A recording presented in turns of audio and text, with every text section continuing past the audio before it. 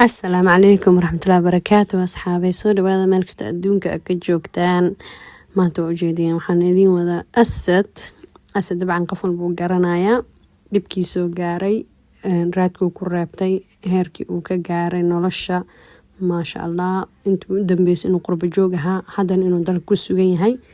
of course waxaan jeclahay inta ugu badan Soomaali inay ninkan dhalinyarada qisidiisa ka warqabaan laakiin ani waxa ay soo jiitay maanta arin dhacday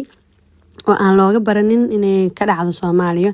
taasoo ah in madaxweynaha dalka ugu sareeyo uu soo dhaweeyo nin dhalinyaro ah oo social media isticmaalo ama caanku ama ku socaan baxay ama dhinaca asraad kule asad wuu mudan yahay in la soo dhaweeyo wixii gaaran in laga xaal mariyo inkastoo asaga isa sama bixiyay iyo ehelkiisaba laakiin intuu madaxweynaha ku guda jiray soo dhaweynta ninkan dhalinyarada waxa ay soo jiitay hadal uu dhahay hadalkaas arba inay idin fasaxo kadibna aan maxaa dhijir fariin halkan madaxweynaha uga diro walow ha ogahay inay adagtahay inay gaarto laakiin ummadda Soomaaliyeed waxa laga ummad badan oo igu ra'yi inay igu raacaan kadibna maalin uu ogaado arrinkaas inay muhiim tahay madaxweynaha Soomaaliya ama sirta meesha ka qoransan tahay inay meeshaas tahay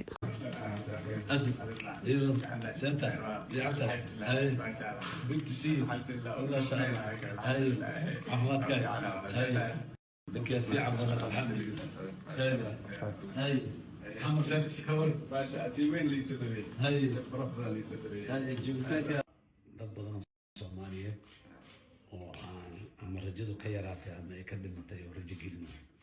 inay soo noqdaan dalkaana dadka ka baxay inay kusoo noqdaan waay sidaas oo dal fiican oo lagu kalsoon yahay yani maanta dalkeennii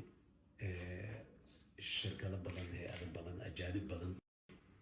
ayaa dalka maal gashadaan oo yaa khayr infrastructure ka dhisay anti gashadaan hadda diyaar u ah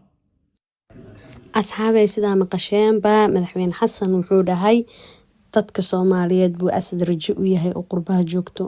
maasha Allah horta rajaaba iga ka gashay madaxweyne hadaaba og tahay dadka Soomaaliyeed ee qurbaha jiro dhibkooda ama duruufta ay ku dhex sugan yihiin ee baahida ay dalkooda u qabaan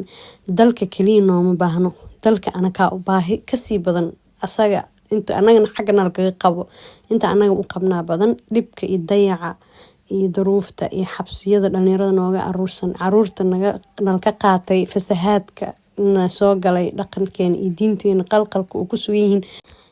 madaxweyne wax badan ayaa jiro